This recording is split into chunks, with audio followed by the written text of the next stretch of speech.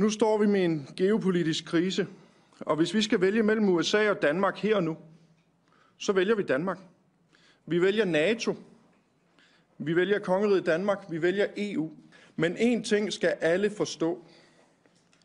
Grønland vil ikke ejes af USA. Grønland vil ikke styres af USA. Grønland vil ikke være en del af USA. Vi vælger det Grønland, vi kender i dag, og som er en del af Kongeriget Danmark. I morgen der mødes Grønland og Danmark med USA. Vi kommer sammen, vi bliver sammen, og vi går sammen. Vi vil gerne dialogen, og vi vil gerne samarbejde. Vi søger ikke nogen konflikt, men vores budskab er klart. Grønland er ikke til salg. Det har vi gjort klart fra starten. Ligesom vi fra begyndelsen af alt det her har sagt til amerikanerne, at hvis det handler om sikkerhed, så er der meget mere, vi kan og skal gøre i fællesskab, og det vil vi også gentage på mødet i morgen. Det har ikke været nemt at stå op imod et helt uacceptabelt pres fra vores nærmeste allierede igennem en menneskealder, men meget tyder samtidig på, at det sværeste nu ligger foran os. Premier of Greenland said today, we prefer to stay with Denmark. Do you see that as well? That's their problem. That's their problem. I disagree with him. I don't know who he is. Don't know anything about him. But that's going to be a big problem for him.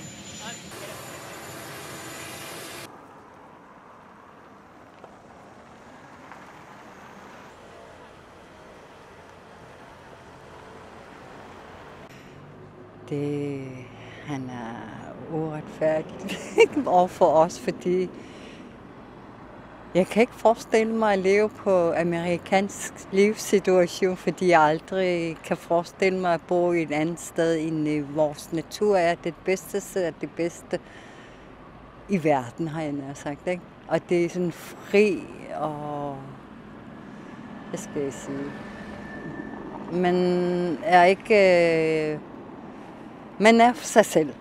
Vi er også selv her i Grønland, synes jeg, fordi vi kan leve, som vi vil.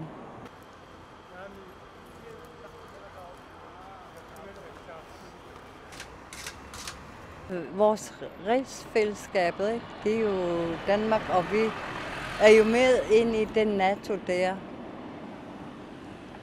Og så kan jeg ikke forstå, hvorfor han bliver ved med at vil tage os og fange os-agtigt i den dur, synes jeg, at Torn vil.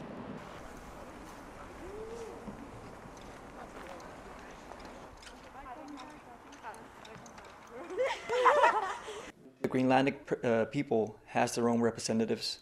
We have our politicians who represent the Greenlandic people. So having a meeting, being able to sit down and seek diplomatic solutions is what we've been seeking from the whole beginning. So we're happy that those diplomatic solutions are being sought out. And what comes out of them, we'll see. We've seen a lot of rhetoric from all sides. And what we've been needing for over a year is actual diplomatic talks about the situation, about the relationship between the U.S. and Greenland, about the relationship between Greenland and Denmark, and the relationship between U.S. and Denmark.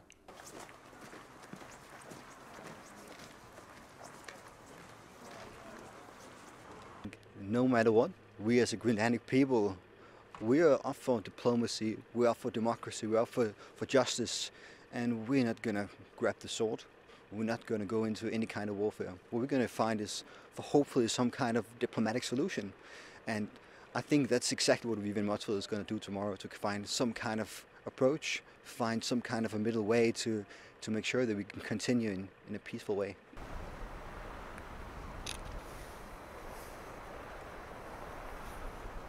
We all agree in NATO, we all agree that when it comes to the protection of the Arctic, we have to work together.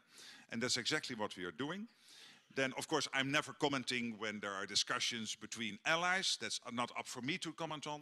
But I can assure you that there is complete agreement that when it comes to the assessment of the urgency of the security situation, not only in the Baltic Sea, not only on the eastern flank, but also in the Arctic and in the southern neighborhood, obviously also. But now, concentrating on the Arctic, we all work together. But also to make sure that when it comes to the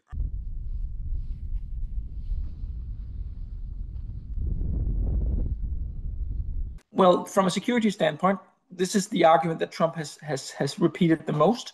From a security standpoint, it doesn't quite make all that much sense, because the US argument is that it needs Greenland for national security, but the agreement in place, as well as the political goodwill that goes with it in the practical implementation of that agreement, means that the US would probably be able to get more or less anything it needs in Greenland by just asking nicely.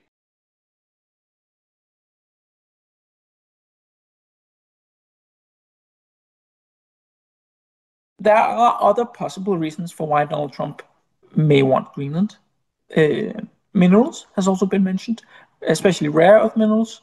Now, Donald Trump himself said that this was less important than security, but nevertheless, let's look at the minerals, rare earth minerals. The problem with resource extraction in Greenland is this. Greenland is a rich country in terms of natural resources. However, it is very expensive to extract it. So that means that even though that there are a lot of resources there are a lot of resources to be had, it may not be profitable to ever extract a large quantity of those resources. In practice, this has meant that the Greenlandic government has been very willing to try to bring in American companies to conduct searches and extraction of these resources. But as of yet, it has been met with fairly limited results.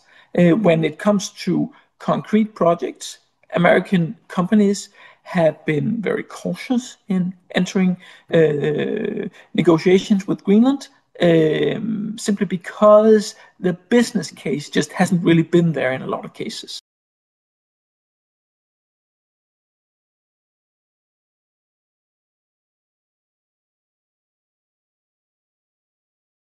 We have a third possible argument, which is sort of an argument going more to a MAGA approach to the world, make America great again, or make America greater, perhaps even, right? So this idea of territorial expansion, and perhaps the idea that Trump has the possibility then of going down in history as one of the presidents that expanded the US.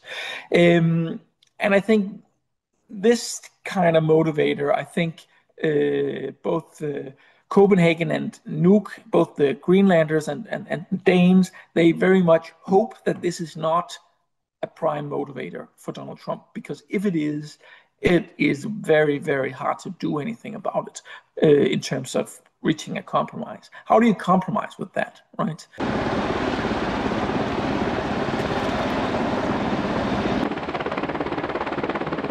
The US would be fully capable of handling the problem militarily.